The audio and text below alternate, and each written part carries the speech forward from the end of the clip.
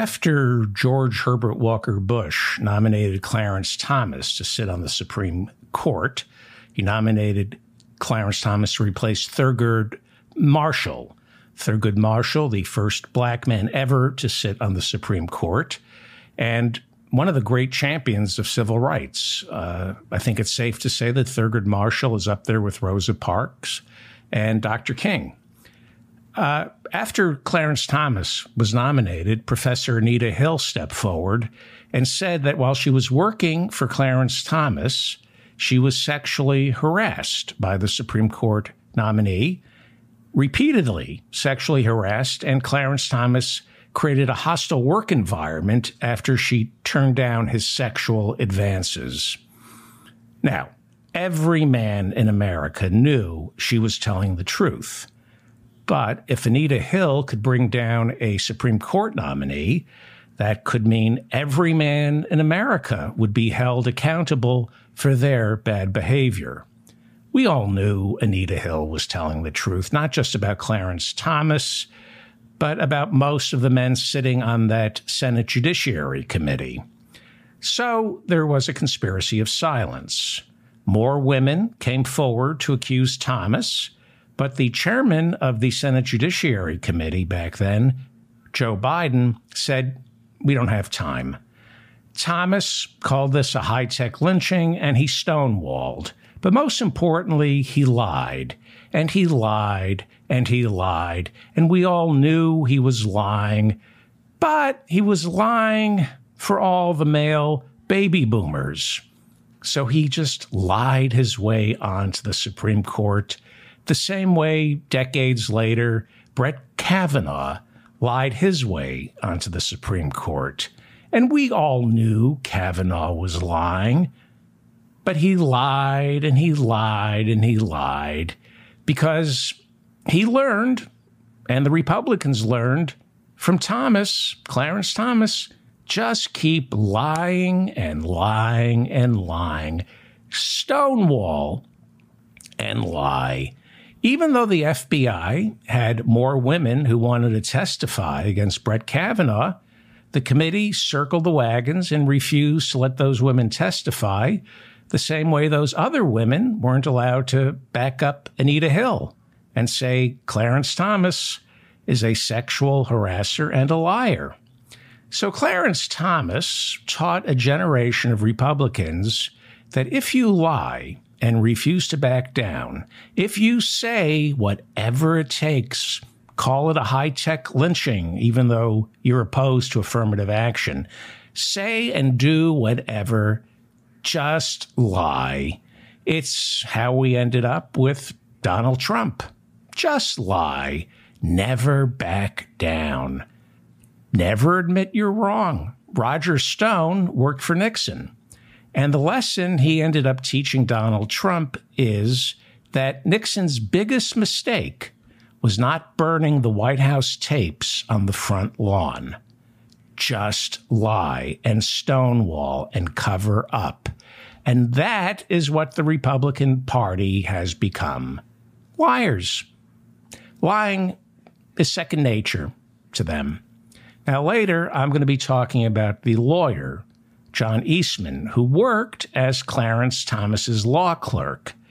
John Eastman is one of Trump's lawyers, indicted down in Georgia for racketeering and organizing the false elector slate and spreading lies about election fraud. And no matter how much evidence is presented to John Eastman proving there was absolutely no election fraud, he remembers what he learned from his mentor, Clarence Thomas. Just keep lying. Lie. Lie. Thomas did some more financial disclosures on Wednesday, and I'll get to those lies in a second. But first, this is the mop-up for September 1st, 2023. I'm David Feldman, and we begin with reports out of the Fulton County, Georgia jail, where just a week ago, Donald Trump was fingerprinted. The Atlanta Journal-Constitution reports this morning that one detainee has been stabbed to death and two are injured. That is all we know currently. The spokesman for the jail says the situation is still active. During the past few weeks, 5 Fulton County Jail inmates have died. This now makes the 9th inmate to die in that jail so far this year. Fulton County Jail was built nearly 34 years ago and was overcrowded from the start. Fulton County Sheriff Pat Labatt has repeatedly asked the county commissioners to spend close to $2 billion on a brand new jail. $2 billion on a brand new jail, or you could just stop locking up so many people. How about that?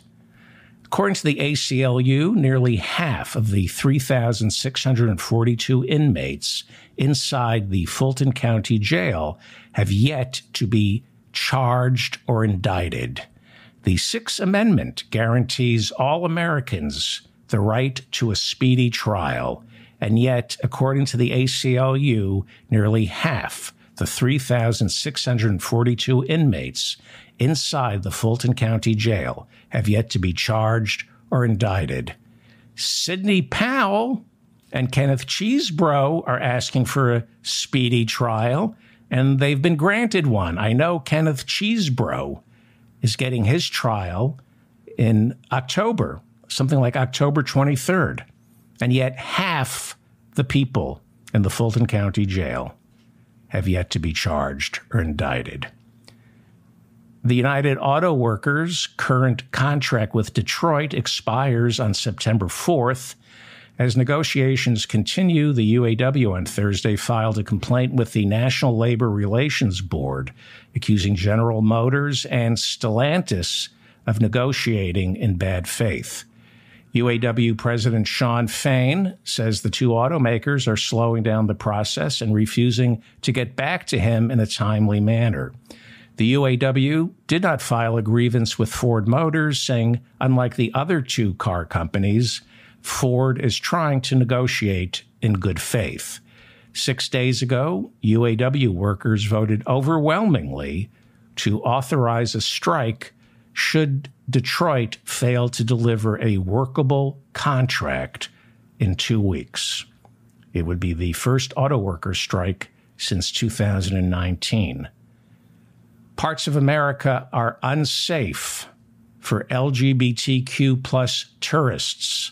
So says the Canadian government.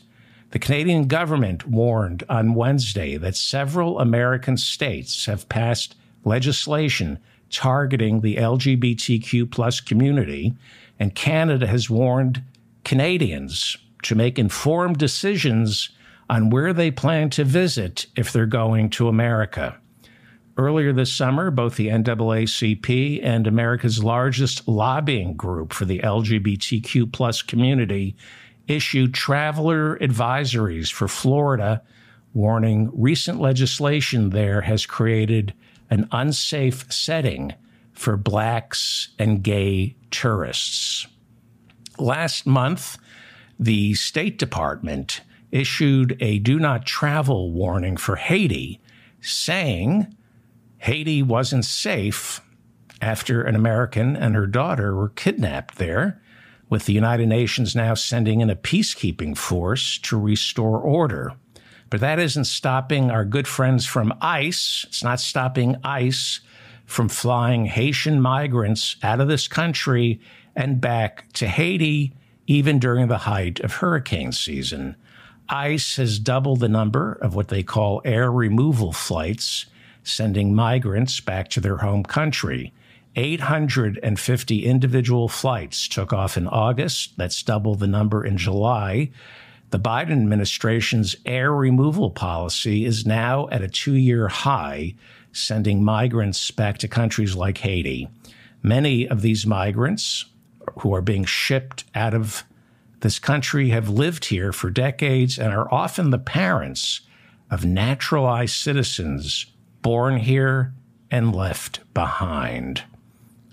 Don McLaughlin, the mayor of Uvalde, Texas, has filed a lawsuit with the local district attorney to speed up the investigation into last year's school shooting that killed 19 babies and 2 teachers.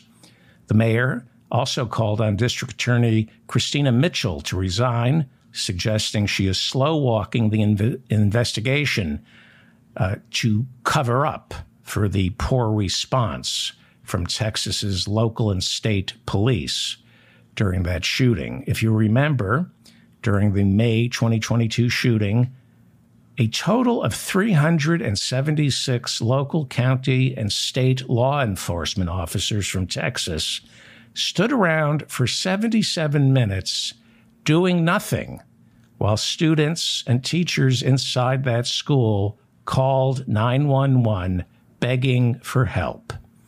After 77 minutes, police finally went in to kill the shooter. Now, in case the district attorney in Uvalde wants to know why it took 77 minutes, let me save you some time. They were afraid of getting shot to death. That's why. As are all police officers, no matter how much military-grade hardware you shower them with, they're afraid of shooters. Cops are terrified. That's why they keep shooting so many unarmed citizens. Get rid of these guns. A judge has ruled that the state of Texas cannot forbid local cities like Dallas and Austin from passing laws that demand construction workers be given mandatory water breaks. Back in June, after being lobbied by the building industry, Texas Governor Greg Abbott signed into law a bill that supersedes local ordinances that, he said, placed undue hardship on the construction industry. The new law overruled cities that demanded people who work outdoors be given 10-minute breaks to sit in the shade and drink water every couple of hours. Yes, water breaks in triple-digit heat is considered an undue hardship for the people in the construction business, not the people who do the actual construction. It's an undue hardship for the people who hire the people to do the construction. The ACLU, the AFL-CIO, and other pro-labor organizations sued the governor, and the governor now says he plans to appeal the court ruling, which he said isn't worth the paper it was printed on. Jamie Raskin, the Democratic congressman and ranking member of the House Oversight Committee, is asking the committee to launch an investigation into Jared Kushner's $2 billion investment deal with Saudi Arabia, a deal that appears to have been negotiated while Kushner was still working in the White House. Congressman Raskin, in his letter to the committee chairman, points out that Kushner's chief responsibility in the Trump White House was running America's Middle East policy, traveling to Saudi Arabia, as well as other countries in the region, who all ended up investing miraculously in his $2 billion fund that was set up immediately after Trump left office. Meanwhile, a retired teacher has been sentenced to death in Saudi Arabia for going on Twitter and criticizing the Saudi government. The Republican Party is broke.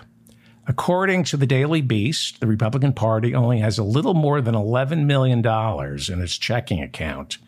The Democratic Party has double that. And considering Joe Biden is the putative nominee, the Democrats don't need any money until a year from now when the general election begins. But the Republican Party needs money to run those primaries and the debates. According to data from the Federal Election Commission, the Republican Party raised $50 million this year, but most of it has been spent on legal fees. Legal fees? I wonder whose legal fees? Who in the Republican Party needs lawyers these days? Why is the Republican Party paying Donald Trump's legal fees? Now, when Donald Trump announced he was running for the nomination, he was warned before he announced that if you declare, then the Republican National Committee will stop paying any legal fees. That's customary. If there are any legal fees incurred from lawsuits filed against Trump while he was president, it is the responsibility for the Republican Party to pay those legal fees. But if you declare, then you're on your own. He was told that, and he declared nonetheless. So why is the RNC still spending so much on legal fees? Whose legal fees is the Republican Party paying?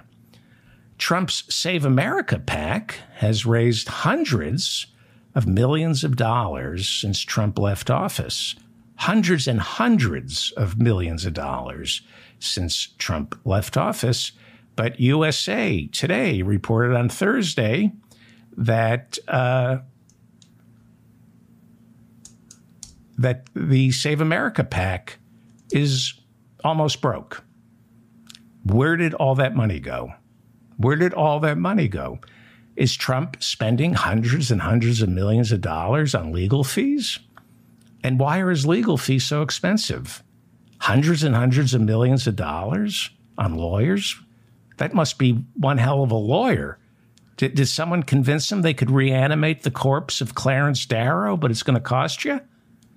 Trump currently has 4 criminal trials going, not to mention all the civil lawsuits, like the one filed by the New York State Attorney General, and he has a brand new defamation lawsuit filed by E. Jean Carroll. And according to USA Today, all these lawsuits can cost tens of millions of dollars, but not hundreds of millions of dollars. Now, to be fair, Trump is paying the legal fees through the Save America PAC. He is paying the legal fees for low-level employees at Mar-a-Lago in that classified documents trial, just so long as they don't testify against him. Have I mentioned Stanley Woodward? But hundreds and hundreds of millions of dollars were raised. How is it possible Trump's Save America PAC is down to $3.7 million after hundreds and hundreds of millions of dollars? Now, this is significant because elections, especially presidential elections, are about money. You need money to run for president, not just to stay out of jail or pay off the Russian mobsters you stole from. The Iowa caucuses are fewer than 5 months away, and Trump needs money to get that nomination. He must pay for a ground game, television ads. And without money, Trump is going to have to rely solely on free publicity. But this free publicity, the type of publicity he's getting these days, is the polar opposite of the free publicity he got back in 2016. These days, the only person who has something nice to say about Trump is Trump. There's no question right now that Trump is leading in the polls. But you have to win the Republican nomination state by state.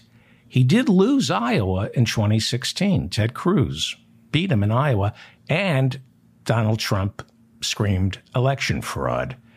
So he's got to find some money, and things are about to get a lot worse for him, a lot worse. Donald Trump, in a 2-page filing with the Fulton County Court on Thursday, pleaded not guilty to racketeering. His arraignment had been scheduled for next Wednesday, but he waived his rights to be told what he was being charged with, so that means he doesn't have to appear in Fulton County, Georgia next week. That will give him more time to prepare for that big $100,000. Give him more time to prepare for that big $100,000 a plate fundraiser he's hosting at his Bedminster, New Jersey country club to raise money for Rudy Giuliani's legal fees. That big fundraiser is next week, and it's going to be packed. $100,000 a plate. And you know what they're serving? Nothing, because nobody's showing up. On Thursday, Trump's lawyers in Georgia also filed a motion to sever his case from the 18 other co-defendants so that he can be tried separately. Defendants like Kenneth Chesebro and I believe Sidney Powell They've been granted, they've invoked their right granted by the state of Georgia to be given a speedy trial. And those trials have been scheduled to begin in mid-October on the 23rd. Kenneth Chesebro's trial is scheduled for October 23rd, 24th. Not sure about Sidney Powell's. District Attorney Fani Willis responded to those early trial grants by informing the judge that she's ready to begin trying all 19 as soon as possible. She wants to try all 19 at the same time, but Trump's lawyers, in filing the motion to sever his trial from the 18 other defendants, his lawyers said they simply don't have the time to mount a defense in 6 weeks. They want the trial to start in 2 years, 3 years, 2026. The Fulton County DA, Fani Willis, told the judge that she is insistent on trying all 19 defendants at the same time. It's going to be a busy September and October. Joseph Biggs, one of the leaders of the Proud Boys, was sentenced to 17 years in prison after he was found guilty of seditious conspiracy for the role he played in the Capitol's attack on January 6. Biggs served in Iraq, suffered a head injury. He came back to America and became a correspondent for Alex Jones's InfoWars. Like I just said, head injury. The judge said Biggs played a crucial role in the storming of the Capitol when he tore down a fence separating Capitol Police from the mob. In handing down the sentence, U.S. District Judge Timothy Kelly said on Thursday, quote, "What happened on January 6th harmed an important American custom that helps support the rule of law and the Constitution." Judge Kelly went on, quote, "That day broke our tradition of peacefully transferring power, which is among the most precious things that we had as Americans." Notice I said had. We don't have it anymore, unquote. Notice I said had. We don't have it anymore. That's U.S. District Judge Timothy Kelly. Besides Donald Trump and 18 co-defendants being indicted by the Georgia grand jury, also named in that indictment were 30 unindicted co-conspirators. And we're not quite sure who they are yet, but we might gain a keener understanding next week. If you remember, there were 2 grand juries in Georgia looking into Trump's racketeering. First, they had a grand jury convene that's called a special purpose grand jury. That was last year, and that grand jury, a special purpose grand jury, doesn't indict. A special purpose grand jury assists the district attorney in determining whether she has a case as she brings witnesses before this jury and forces those witnesses to testify under oath. You're not allowed to perjure yourself. The special purpose grand jury then issues a report and makes recommendations as to who they think should be indicted, but it's not legally binding. We learned earlier, back in February, that the special purpose grand jury, that would be the first grand jury that can't indict, we learned earlier, back in February, that the special purpose grand jury felt a good number of witnesses had lied under oath and should be charged with perjury. Fani Willis, the Fulton County District Attorney, used that grand jury's recommendations to convene a more traditional grand jury to secure her indictments. So far, the first grand jury's report, that would be the special purpose grand jury's report, has remained mostly sealed. But on Thursday, Superior Court Judge Robert McBurney, who unsealed portions of that report back in February, announced he would release the report in its entirety on September 8th. This report could shed more light on who the 30 unindicted co-conspirators might be. I wouldn't be surprised if we saw the chairwoman of the Republican National Party listed as an unindicted co-conspirator for the role she played in helping to arrange the phony slate of electors. And wishful thinking, Lindsey Graham is listed as an unindicted co-conspirator. That's my wish. I'm hoping he's listed as an unindicted co-conspirator for showing up drunk and perjuring himself before the grand jury. Well, big news on Thursday. The new judge in the Georgia racketeering case announced Trump's trial will be televised. Scott McAfee, the presiding judge in this trial, said all proceedings will be live streamed on the court's YouTube channel. I wonder if they'll have a chat room. Federal trials are not televised. Neither are trials in the state of New York. And you can't watch any trials, any hearings before the Supreme Court. You can hear the hearings, but you can't see the hearings. I guess that's why they're called hearings. If you could televise Supreme Court hearings, they would be called seeings. I should take Labor Day off, right? I should grab a 3-day weekend, right? Okay. Supreme Court seeings. Oh, my.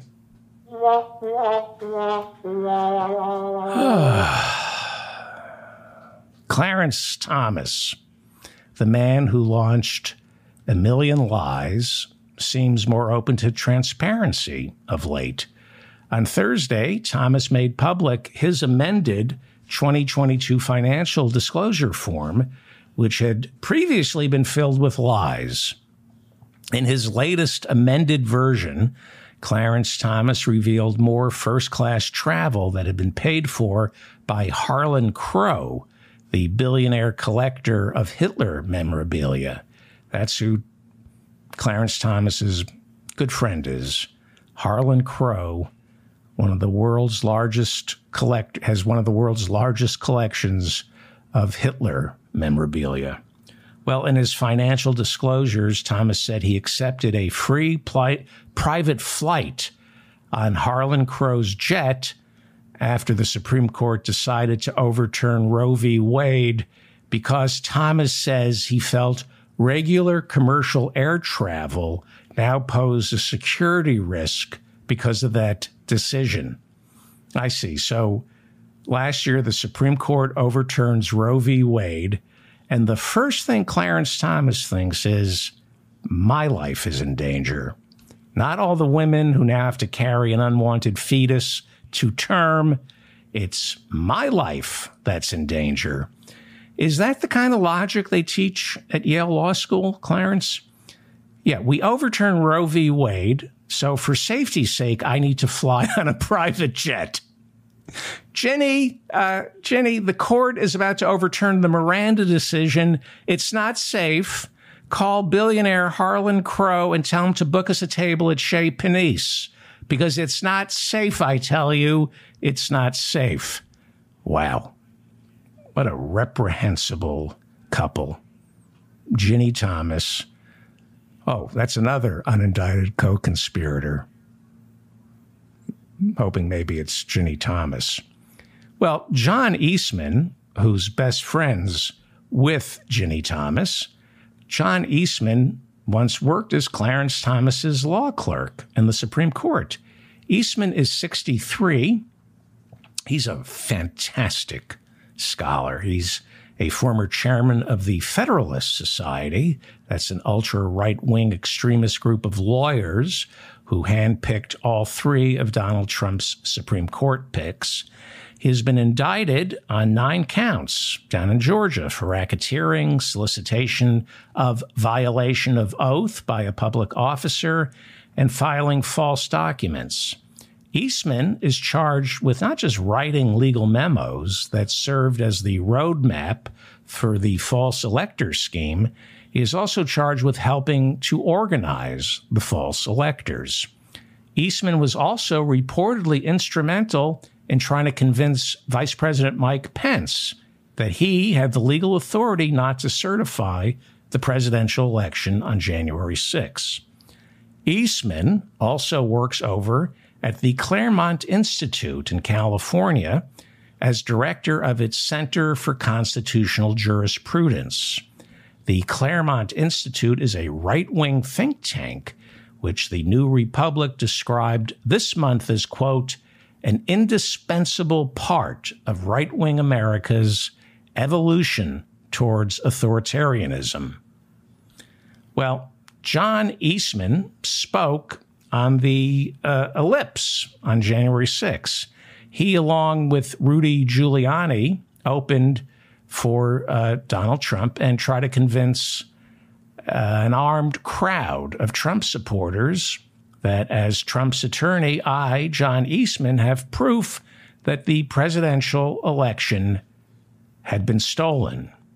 Now, you might recall January 6 came on the heels of the Republicans losing the Senate in a runoff election in Georgia on January 5th, 2021.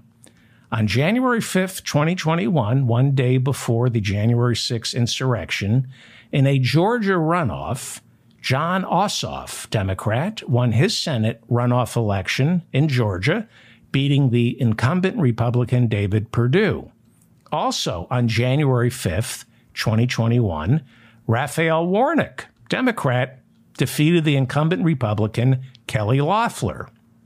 That was January 5th. So on January 6th, it had become apparent that the Democrats were going to control the White House with Joe Biden, the Senate now with Chuck Schumer, and the House of Representatives with Nancy Pelosi. So here is John Eastman, Clarence Thomas's old law clerk, lying just like his old boss, Clarence Thomas, taught him to. Here he is insisting that not only did the Democrats steal the presidential election, but they also stole the election the night before in Georgia. Here is John Eastman at the Stop the Steal rally, minutes before that armed group of imbeciles he was speaking to stormed the Capitol. Here is John Eastman telling this mob of broken down human jalopies that he had incontrovertible evidence that the Senate had just been stolen by the Democrats and the White House was also stolen by the Democrats. And he had incontrovertible evidence to prove that. And I might add, in that audience of misbegotten deplorables was Clarence Thomas's wife, Ginny Thomas, fitting right in with them. She helped organize that Stop the Steal rally and had been texting Trump's chief of staff, Mark Meadows, and John Eastman, telling both to keep fighting because this election is a battle between good and evil. Ginny Thomas, by the way, failed her bar exam and can't practice law. Did I ever mention that before? Kind of like the chairman of the House Judiciary Committee, Jim Jordan, who, like Ginny Thomas, failed his bar exam, so he is unable to practice law because he, Jim Jordan, failed his bar exam. Jim Jordan, bar exam, failed. Have I ever mentioned that before? Anyway, here is attorney John Eastman inciting an insurrection, telling a mob of gingivitis and tank tops that the election in Georgia was stolen the night before and the presidential election had also been stolen. This after he and Rudy Giuliani had lost 61 court challenges, unable to prove a single shred of election fraud. Keep this in mind as you hear John Eastman. Rudy and Eastman had gone before 61 judges. This was before January 6. They went before 61 judges 61 times. They were unable to prove election fraud in all 61 hearings.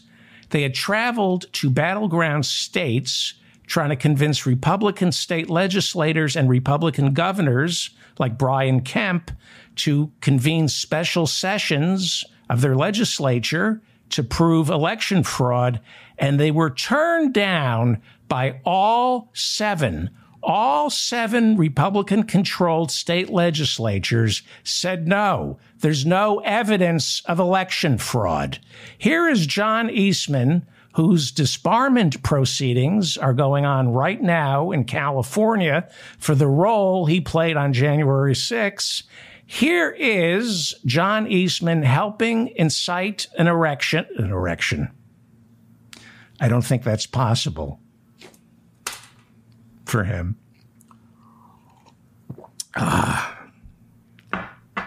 That was a boner. I apologize. Here is John Eastman helping to incite an insurrection, because I doubt he's capable of getting an erection. Because here he is lying, because like his good friend Ginny Thomas, who definitely can't incite. Here is Ginny Thomas, definitely can't incite an erection. But the two of them are inciting an insurrection because they believe this is a war between good and evil. So lie. Lie. It's okay to lie. That's what Clarence Thomas taught us during his nomination hearings. It's okay to lie if you're on the side of God. Clarence taught us how to lie. Here's John Eastman, Clarence Thomas's former law clerk, inciting an insurrection. Look, we've got petitions pending before the Supreme Court that identify in chapter and verse the number of times state election officials ignored or violated the state law in order to put Vice President Biden over the finish line. We know there was fraud, traditional fraud that occurred. We know that dead people voted. But we now know, because we caught it live last time in real time, how the machines contributed to that fraud. And let me, as simply as I can, explain it. You know, the old way was to have a bunch of ballots sitting in a box under the floor, and when you needed more, you pulled them out in the dark of night. They put those ballots in a secret folder in the machines, sitting there waiting until they know how many they need. And then the machine, after the close of polls, we now know who's voted and we know who hasn't. And I can now, in that machine, match those unvoted ballots with an unvoted voter and put them together in the machine. And how do we know that happened last night in real time? You saw when it got to 99% of the vote total, and then it stopped. The percentage stopped, but the votes didn't stop. What happened, and you don't see this on Fox or any other stations, but the data shows that the denominator, how many ballots remain to be counted? How else do you figure out the percentage that you have? How many remain to be counted? That number started moving up. That means they were unloading the ballots from that secret folder, matching them to the unvoted voter, and voila, we have enough votes to barely get over the finish line. We saw it happen in real time last night, and it happened on November 3rd as well. And all we are demanding of Vice President Pence is this afternoon at 1 o'clock, he let the legislatures of the state look into this so we get to the bottom of it and the American people know whether we have control of the direction of our government or not.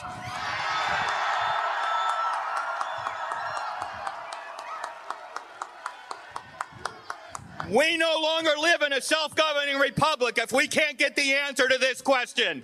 This is bigger than President Trump.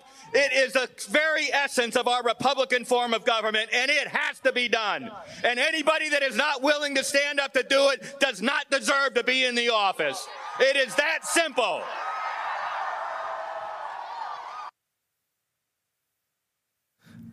There's Rudy thinking he's like Ed McMahon hosting Star Search. I have a confession to make. I watched that, and he incited an erection. He did. Well, where do I begin? Pure evil. Pure evil. This is the Claremont Institute. John Eastman is one of the directors of the Claremont Institute. These authoritarian religious bigots, the Federalist Society. Here he is. There he is on the ellipse, inciting an insurrection with lies, not a single shred of evidence that there was election fraud. But because he was Clarence Thomas's law clerk, he learned the truth doesn't matter. If it sounds convincing, say it. Say it. If you tell people what they want to hear, then you're not lying. Here is John Eastman's mugshot. It was taken last week down in Fulton County, Georgia. And as he was leaving the jail, he was asked if he still thought the election was stolen. Now, keep in mind, there is not a single shred of evidence to prove election fraud. In the runoff on January 5th, 2021 in Georgia, or on November 3rd in the presidential election, 2020. Not a single shred of evidence. Donald Trump's security chief for Homeland Security, who was overseeing the security for the elections, a guy named Krebs, said this is the most secure presidential election in American history. There is not one government official who says there was election fraud. There is not one state election official in Georgia who said there was election fraud in Georgia. Brian Kemp, the Republican governor of Georgia, said, we did 3 audits before January 6th. We did 3 audits of Georgia, no election fraud. Brad Raffensperger, the Secretary of State of Georgia, who's in charge of the elections, said, I'm a Republican. I voted for Trump.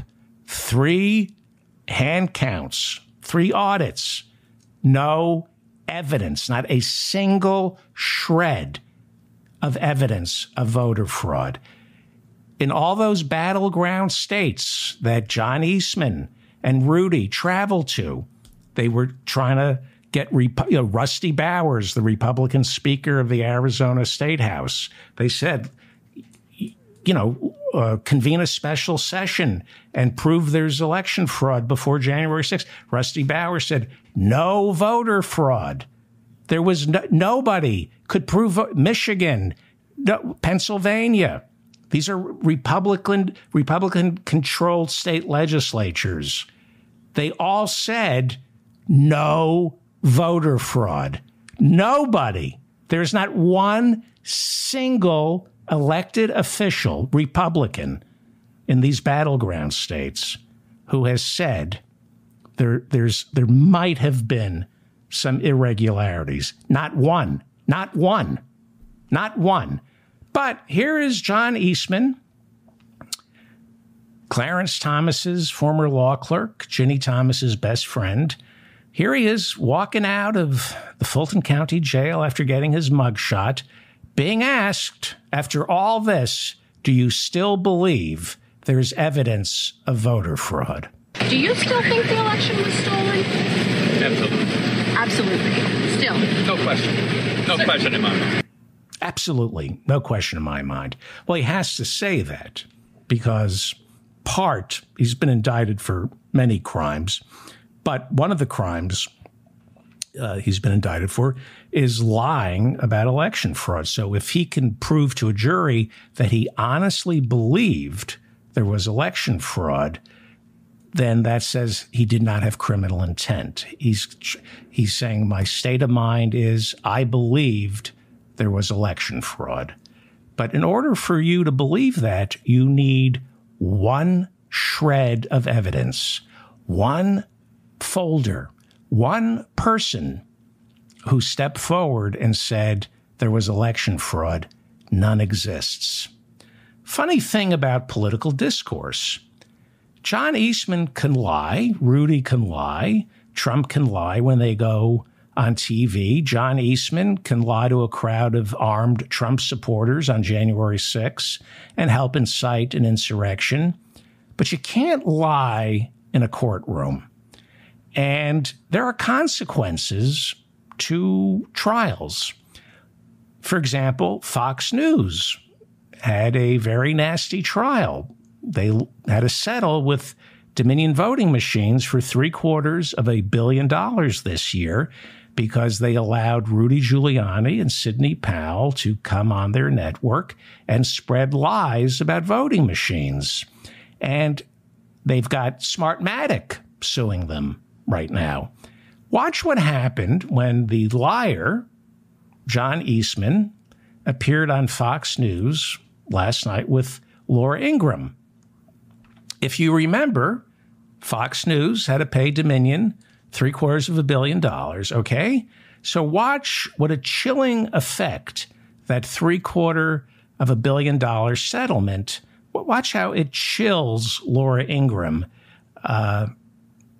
when she's talking to John Eastman. She wouldn't talk this way to John Eastman before the Dominion settlement, but now watch what happens when John Eastman comes on Fox News to lie.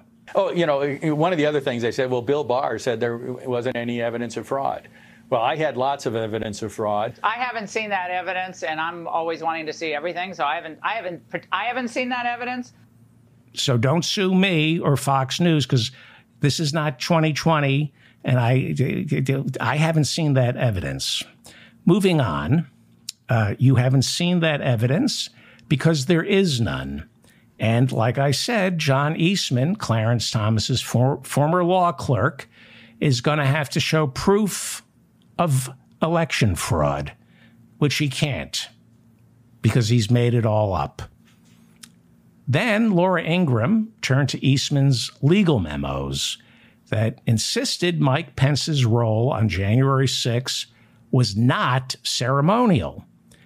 John Eastman wrote a series of memos saying that no, the 12th Amendment and the Electoral Count Act aren't specific enough, and the Vice President of the United States is not a ceremonial role. He's the President of the Senate, and he can refuse to certify the election of Joe Biden. Just because no vice president has ever done that before doesn't mean Mike Pence can't make history and be a hero. So here's Laura Ingraham asking him about that. So again, so we clarify this, on January 6th, what did you want to happen? And how was that historically grounded? Well, before he answers, let me tell you what he wanted to happen. He wanted to delay the certification on January 6th. He wanted chaos. He wanted the Green Bay sweep. Peter Navarro and Steve Bannon came up with the Green Bay sweep. You flood the zone on January 6th with Republicans in the Senate and the House conspiring to hold up the certification for days by challenging each state's slate of electors so that enough doubt would be sown about election fraud that the Supreme Court would throw the presidential election back to Congress, and Congress would pick the president, in which case, because of the way the votes from each state are weighted, Donald Trump would be reelected. And it would have appeared legitimate. You know, Congress settled it. You know, Bush v. Gore. The Supreme Court settled it. It's legit. No, it's not legitimate. It's a stolen election. The whole idea was to create confusion, create doubt. That's all you need to steal an election. They learned that in Bush v. Gore in 2000, and they try to do it again in 2020. Here is Laura Ingraham asking more questions. So just so the viewers can understand what would have unfolded and how that would have ultimately been constitutional. I like the way, how would that have ultimately been, let me roll my eyes so they fall out of my head, unconstitutional. Look at Laura Ingraham rolling her eyes when she says unconstitutional. Constitutional. Or constitutional. All right, constitutional. Here's Eastman's lie, okay? Here is what he claims he told Mike Pence even though Mike Pence's chief of staff, and Mike Pence's lawyer were at the meeting with John Eastman, and they told the January 6th committee that Eastman told Pence, had written memos telling Pence before the insurrection and after the insurrection, Eastman was writing memos saying that Mike Pence was well within his constitutional rights not to certify the election. I've seen the memos. Even after the insurrection, when they went back into the chamber to finally certify, Eastman was still sending emails to Mike Pence and his chief of staff, telling them, insisting that Pence should break, quote, a minor piece of the Electoral Count Act and not certify. In this memo, he says, it's a minor illegality, but you should go ahead and violate a tiny part of the Electoral Count Act and not certify. There is an email. It's in the discovery. It's in the January 6th evidence, the January 6th committee evidence, in which John Eastman says, after the attack, right? After people were trampled and shot to death, after the attack, Eastman writes an email suggesting that Pence break a tiny, teeny-weeny part of the Electoral Count Act and not certify.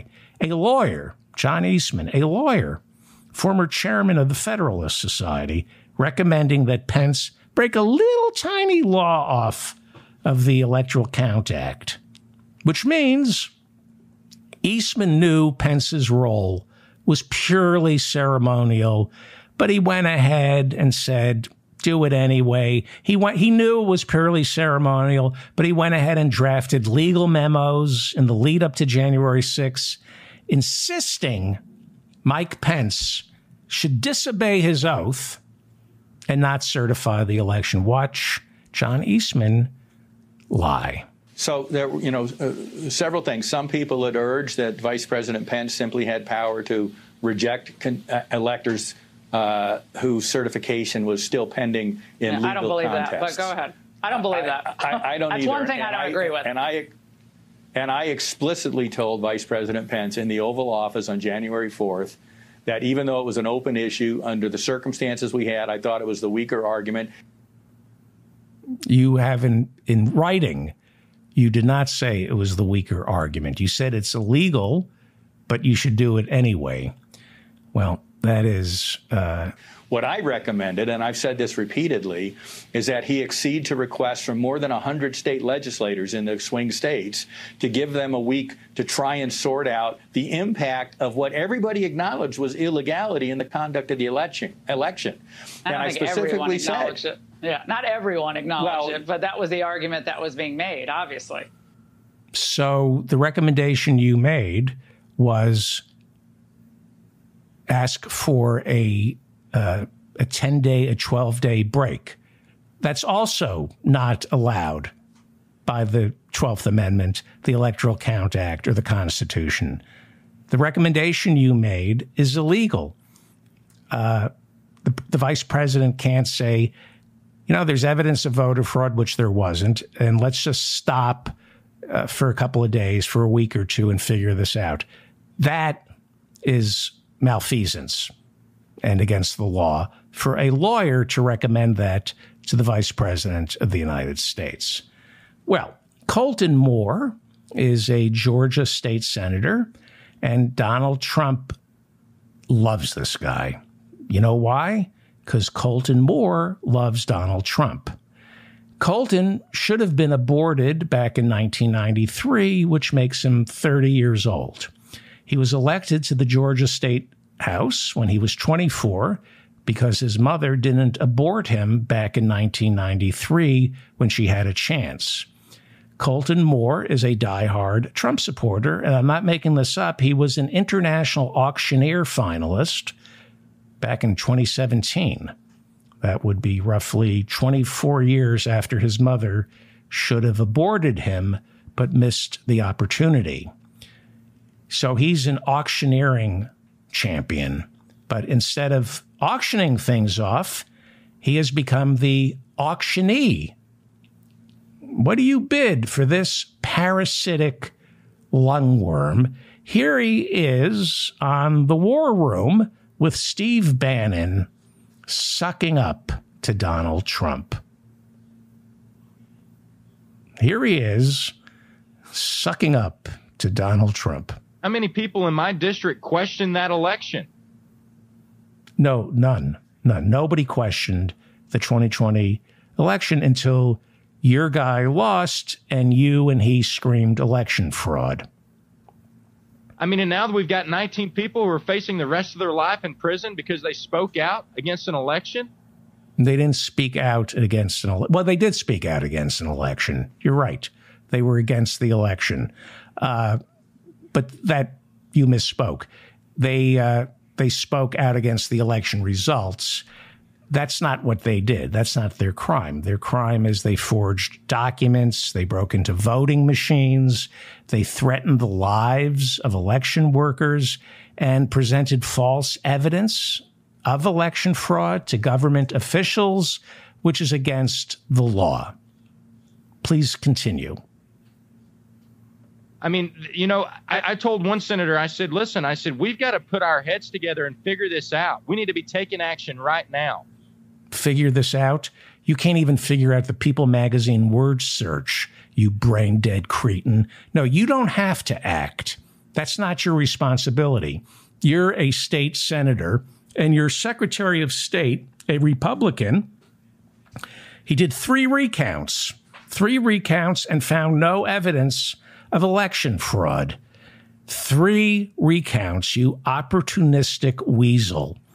You need to shut up, Colton Moore, and try to win elections by making the best argument to your voters, not claiming fraud just because you're a loser. You were born a loser and should have been aborted a loser. Because if we don't, our constituencies are going to be fighting it in the streets. Yeah, blame it on the constituents, the people you represent. You're the one riling up the people by spreading lies.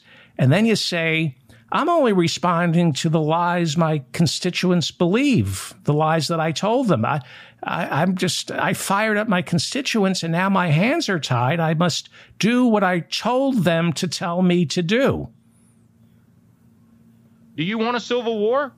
I don't want a civil war. I don't want to have to draw my rifle. Do you want a civil war? I don't want a civil war. Who said anything about a civil war? Rifles? Who said anything about having rifles?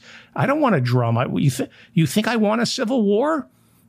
Who said anything about guns and civil war? Don't I seem like a totally together heterosexual man who doesn't believe sex is transactional? Who said anything about a civil war? I don't want to draw my rifle. I'm in a deeply committed, loving relationship. Who said anything about a civil war? I'm not consumed by self-loathing and drowning in a bottomless pit of shame for all those nights I woke up soaking wet because of that recurring dream of Hugh Jackman and I putting hot dogs into donuts. Who said anything about a civil war? I don't want to draw my rifle.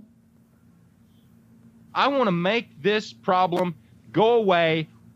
Yeah. And by problem he wants to make go away, he means democracy.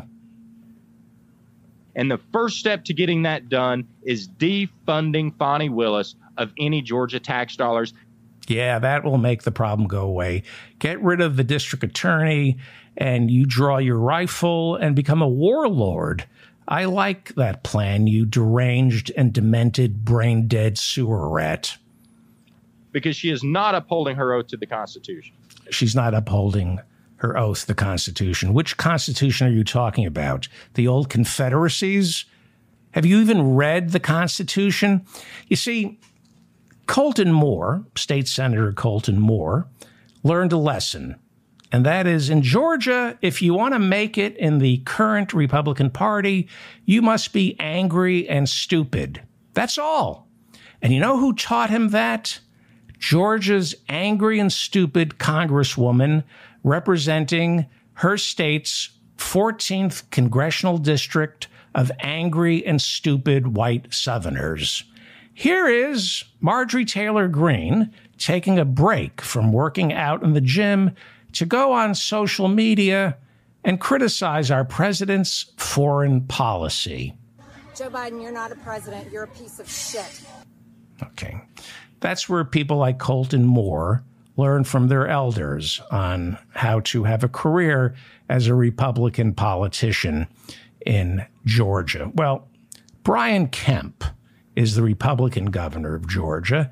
Not a fan of his. He stole the race from Stacey Abrams. We've talked about that. But Trump called him repeatedly before January 6th and urged him to convene a special session of the state legislature to prove election fraud. And to his credit, Brian Kemp said, "There's no election fraud, Mr. President. I voted for you.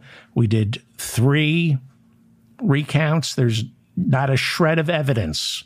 I wish you won. I wish I could help you, but you lost." He is right now resisting the push to fire Fani Willis, to have her impeached. And he's resisting this. From what I understand, that if the virus spreads to Georgia, and it doesn't seem to be, there are enough Republicans in the state legislature to impeach Fani Willis if Brian Kemp got behind that. Here he is at a press conference talking about the calls to remove Fani Willis. This is Governor Brian Kemp of Georgia on Thursday. It was Thursday? Yes, it was Thursday morning. Let me be clear. We have a law in the state of Georgia that clearly outlines the legal steps that can be taken if constituents believe their local prosecutors are violating their oath by engaging in unethical or illegal behavior. Up to this point, I have not seen any evidence that D.A. Willis's actions or lack thereof warrant action by the Prosecuting Attorney Oversight Commission. But that will ultimately be a decision that the commission will make. That is Governor Brian Kemp. He continues. A special session of the General Assembly to end run around this law is not feasible and may ultimately prove to be unconstitutional. Well, Donald Trump has met a force that is to be reckoned with down in Georgia. Brian Kemp is being trashed by Donald Trump incessantly. He's made an enemy out of the governor of Georgia, and Brian Kemp is the most popular politician in Georgia. According to the Atlanta Constitution, Brian Kemp has an 80% approval rating, a 15% disapproval rating among Georgia Republicans. And yes, Donald Trump has a 42-point lead over his closest Republican rival in the Georgia primary so far. But it's going to be, I don't think Donald Trump is going to beat Brian Kemp in Georgia. Well, Clarence Thomas taught an entire generation of conservatives how to lie. And so we now have, with some exceptions, I'm going to say Brian Kemp and Secretary of State Raffensperger, or however you pronounce his name. They're an exception to the rule. But Clarence Thomas taught an entire generation of conservatives how to lie. And so we now have an entire political party of bullshit artists. Bullshit has become the high art of political rhetoric. I'm David Feldman, reminding you to stay strong and protect the weak.